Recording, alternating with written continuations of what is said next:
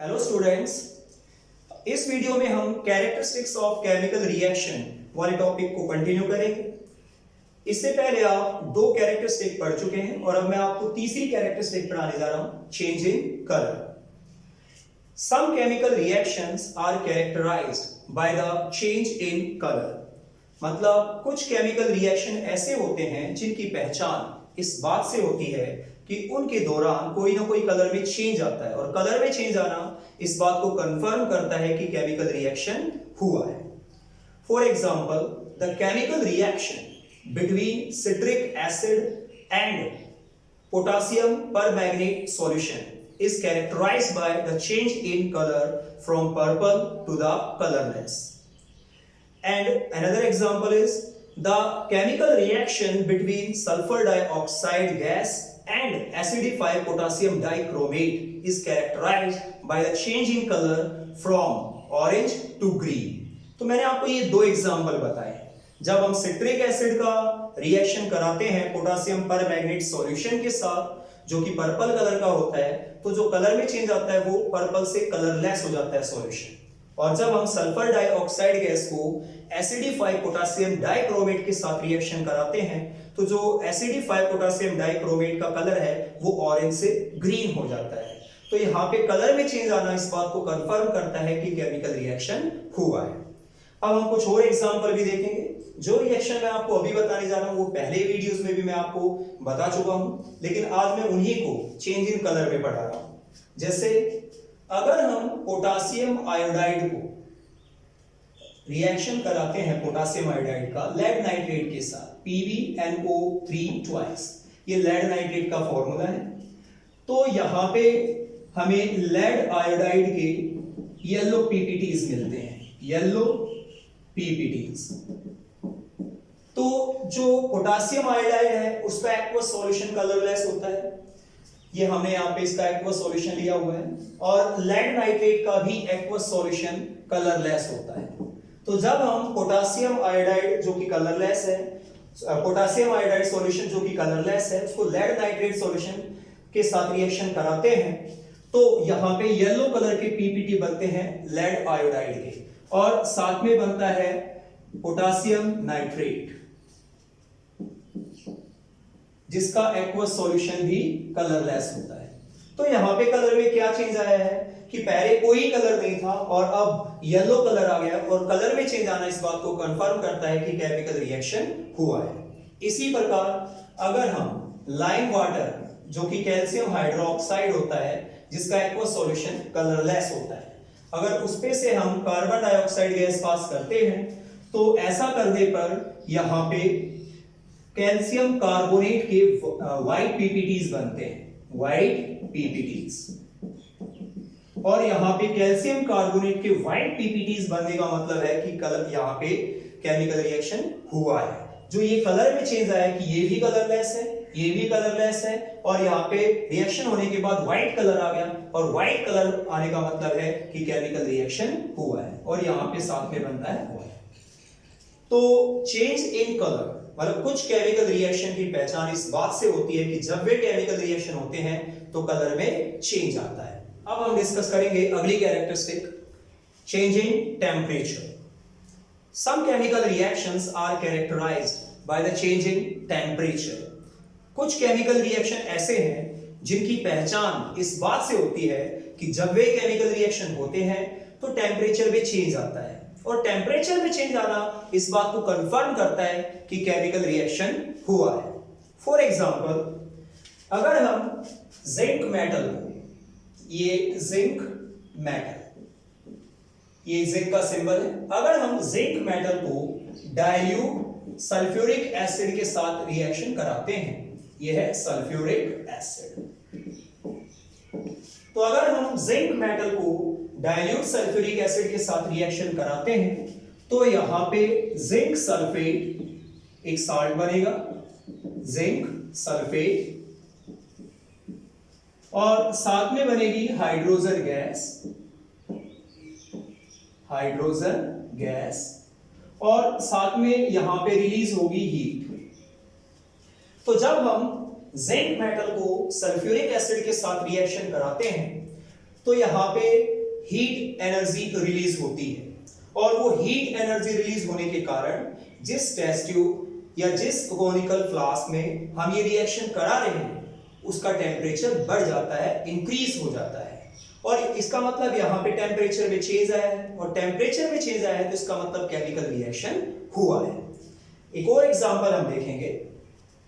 अगर हम barium hydroxide को बेरियम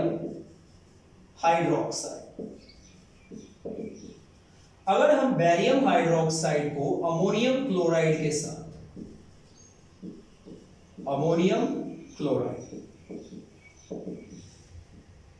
अगर हम बेरियम हाइड्रोक्साइड को अमोनियम क्लोराइड के साथ रिएक्शन कराते हैं तो यहां पे बनता है बेरियम क्लोराइड,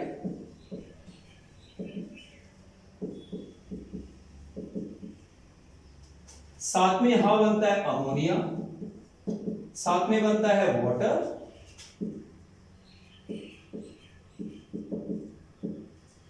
और यहां पे भी हीट रिलीज इस रिएक्शन में हीट एब्जॉर्ब होती है।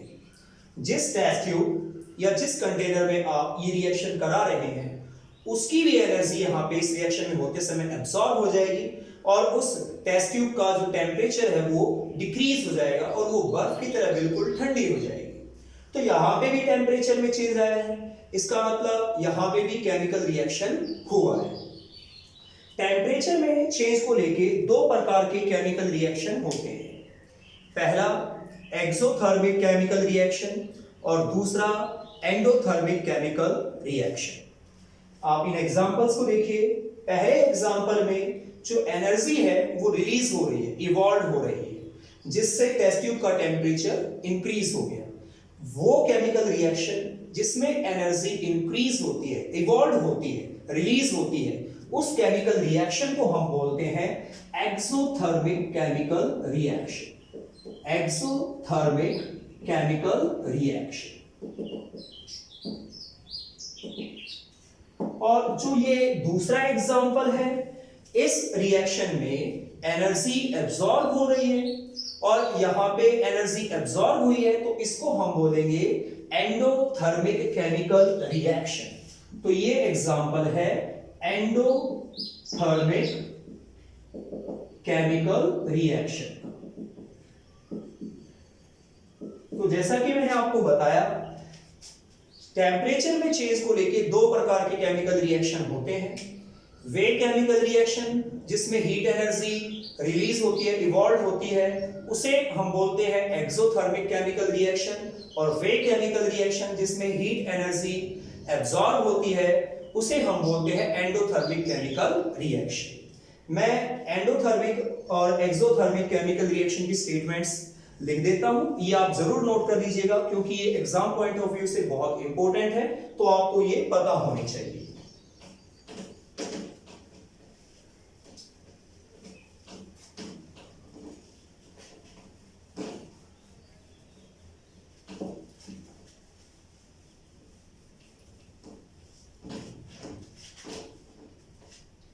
सबसे पहले exothermic chemical reaction.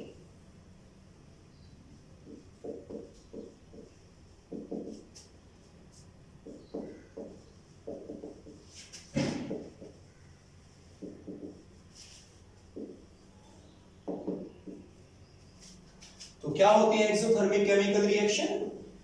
The chemical reaction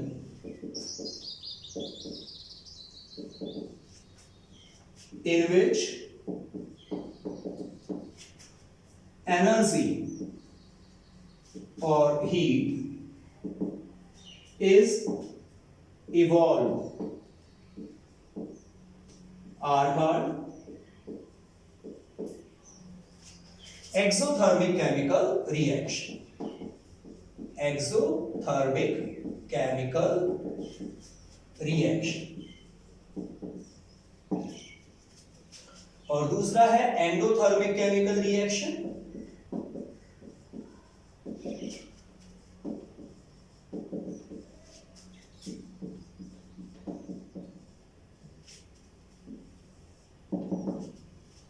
तो एंडोथर्मिक केमिकल रिएक्शन क्या होते हैं? the chemical reactions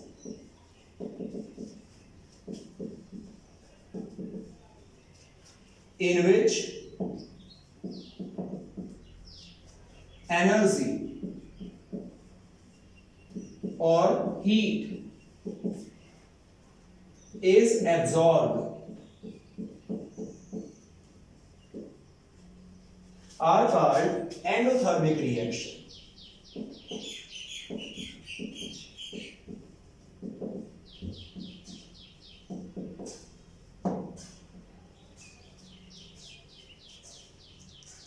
अब हम डिस्कस करने जा रहे हैं fifth and last characteristic of chemical reaction, changing state.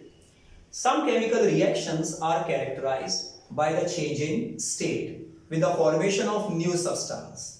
कुछ केमिकल रिएक्शन की पहचान इस बात से होती है कि जब वे केमिकल रिएक्शन होते हैं तो स्टेट में चेंज आता है नई चीजें बनने के साथ. फॉर एग्जाम्पल, अगर हम सॉलिड वैक्स को बर्न करते हैं तो सॉलिड वैक्स बर्न होने पर वाटर वेपर बनाता है और कार्बन डाइऑक्साइड गैस बनाता है. वाटर वेपर कंडेंस होकर लिक्विड वाटर में कन्वर्ट होते हैं और यहां पे कार्बन डाइऑक्साइड गैस बनी है. तो यहां पे नई चीजें बनने के साथ स्टेट में चेंज आया है. सॉलिड जो वैक्स था वो वाटर वेपर में और कार्बन डाइऑक्साइड गैस में कन्वर्ट हुआ है. इसका मतलब यहां पे नई चीजें बनने के साथ स्टेट में चेंज आया है. तो इसका मतलब यहां पे केमिकल रिएक्शन हुआ है. आई होप आपको ये सारी कैरेक्टरिस्टिक्स जो है वो समझ में आ गई होंगी. अब नेक्स्ट वीडियो में हम डिस्कस करेंगे केमिकल इक्वेशन. चैनल को सब्सक्राइब करें, बेल आइकन प्रेस करें ताकि आपको मेरी आने वाली वीडियोस के बारे में नोटिफिकेशन मिलती रहे. Thank you.